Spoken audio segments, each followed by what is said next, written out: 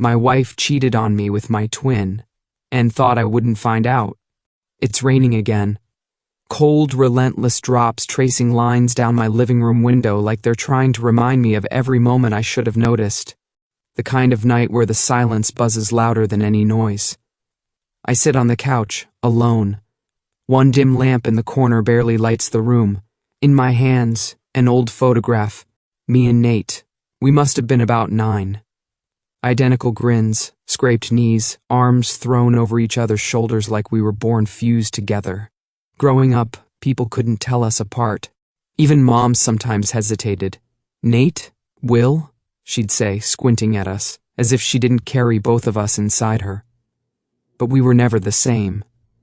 He was the wild one, the dreamer, the rule breaker.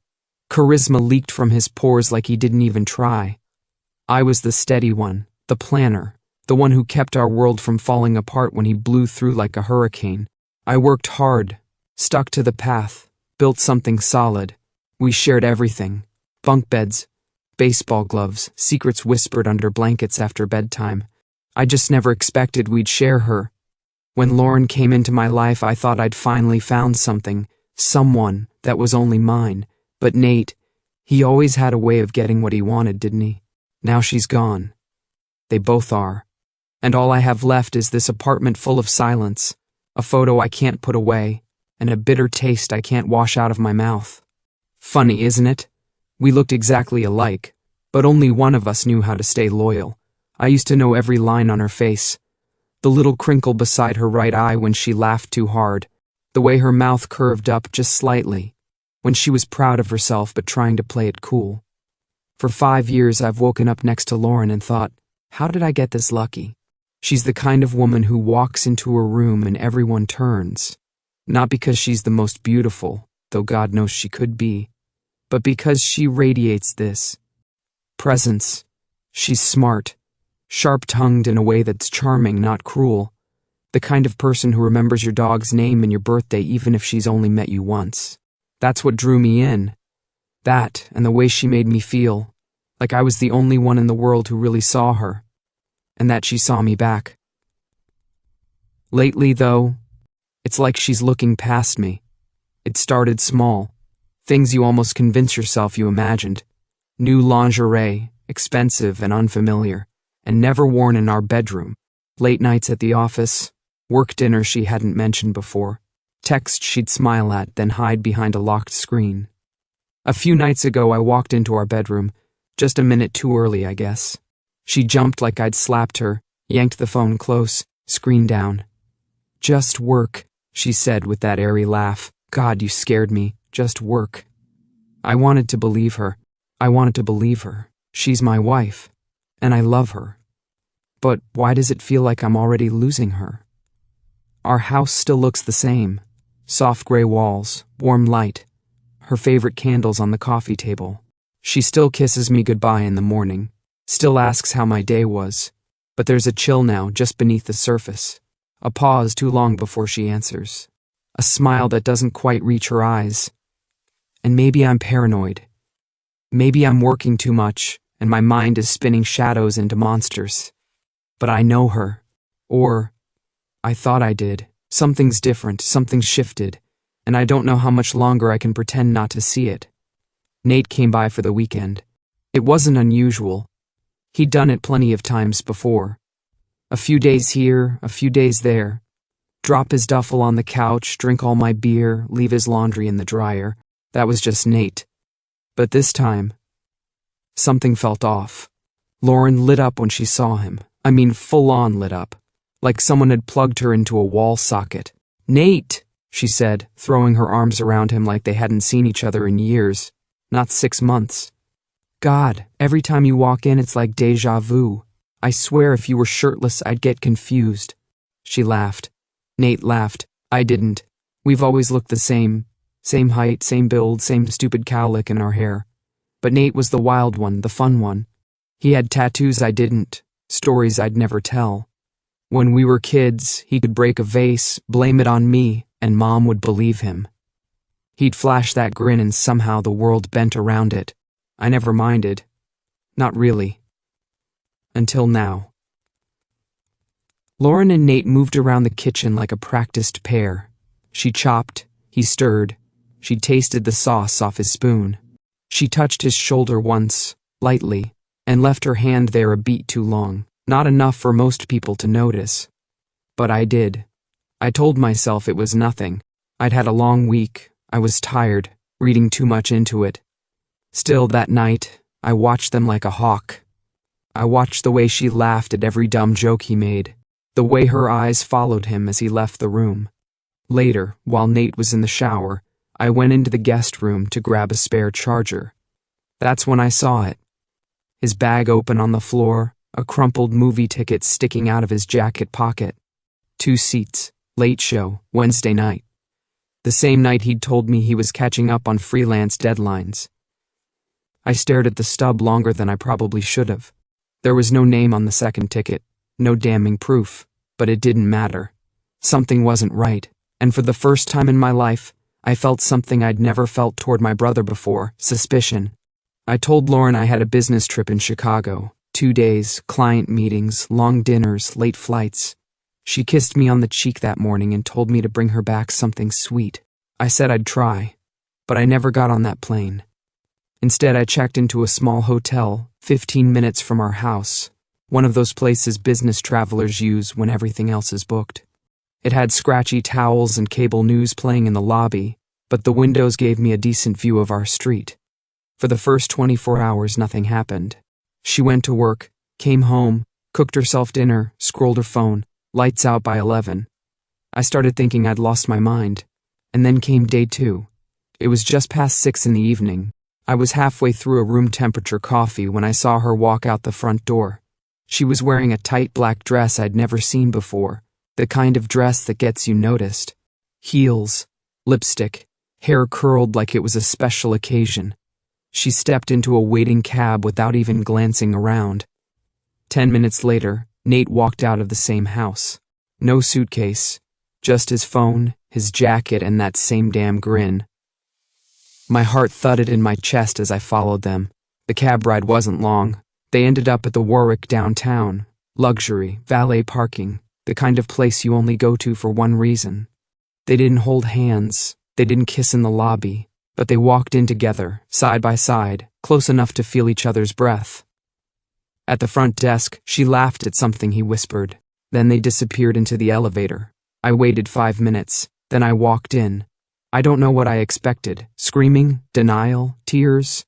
What I got was silence. I opened the door with a spare key I stole from Nate's bag. There they were. Her heels were on the floor. His shirt was half unbuttoned. They were standing close, too close, and when the door clicked open, Lauren turned and froze like she'd seen a ghost. Her face went pale. I thought it was you. I laughed, actually laughed, sharp and cold and bitter. Do you think I'm stupid? I snapped. He doesn't even sound like me. Nate stepped forward, but I held up a hand. Don't. He looked at me, his eyes full of something I couldn't place. Regret, maybe, or shame. Maybe both. Then he said it. I love her, Will. And just like that, something inside me broke. Not like glass, sharp and loud and final. No. It broke like rope fraying under strain, tearing apart strand by strand. Quiet, inevitable, unforgivable. I didn't raise my voice. Not at first. I looked Nate in the eye, standing there in that expensive hotel room, with my wife beside him, half-dressed and ashamed, and I said the words as calmly as I could. Get out. He tried to speak. I didn't let him. I swear, if I see you again. He nodded, grabbed his jacket, and left. No goodbye, no apology, just that same silence that had stretched between us ever since we stopped being brothers and started being strangers. Lauren stayed. Of course she did.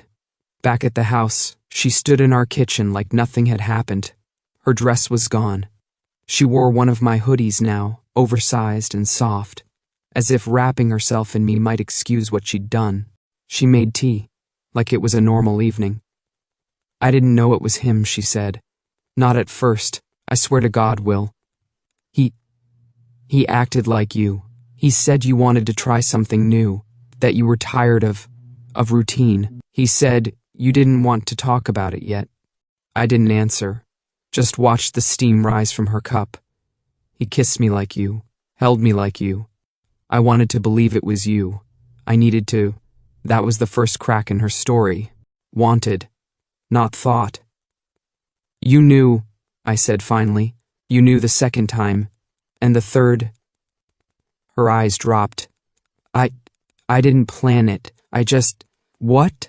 I cut in sharp now. You just accidentally slept with my twin brother? Over and over again? She didn't cry. That would have almost helped. Would have shown she still felt something.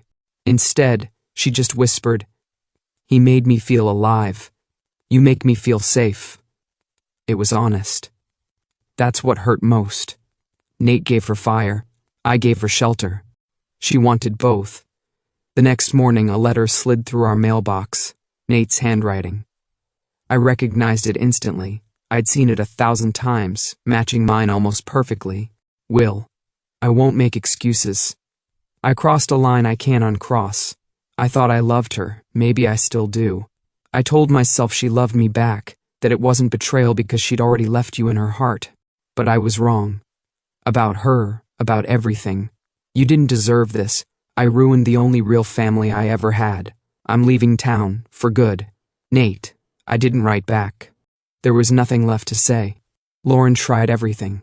She cooked, she cleaned. She laughed too loudly at my dry jokes like we were dating again. She put on my favorite perfume, the same one she wore the first night we met. I know I messed up, she said one morning, following me from the bedroom to the kitchen. But we can fix this. I'll do anything. I'll go to therapy. You and me, we can start over. Her eyes were wide, desperate. But I didn't see love in them. I saw calculation. You said you were confused, I said. But you planned it. You lied. You covered for him. You wanted both of us. She blinked, her voice trembling just enough to sound sincere. I didn't want to lose you. You didn't want to lose what I gave you, I corrected. The house, the stability, the name on the bank account. Her expression hardened. That was the moment the real Lauren stepped out from behind the mask. Oh, I see, she snapped. You want to feel like the victim, like you didn't ignore me for months, like you didn't hide behind work and call it providing. I raised an eyebrow. So you punished me? By sleeping with my brother? That's not what I meant. I didn't answer. I walked to the drawer, pulled out the divorce papers I'd already filled out, and set them on the kitchen table. Her mouth fell open. You're serious? I was serious when I married you, I said. You weren't. She stared at the papers. You think you'll find someone better? Someone who'll just love your quiet, predictable, boring life? I pushed the pen toward her. Sign. She didn't move. Then her voice dropped, cold now. If you think I'm walking away from this house, from everything I've built with you… I cut her off. You didn't build anything, I said. You just moved in. She stood up, furious now. You're making the biggest mistake of your life. I looked her dead in the eye.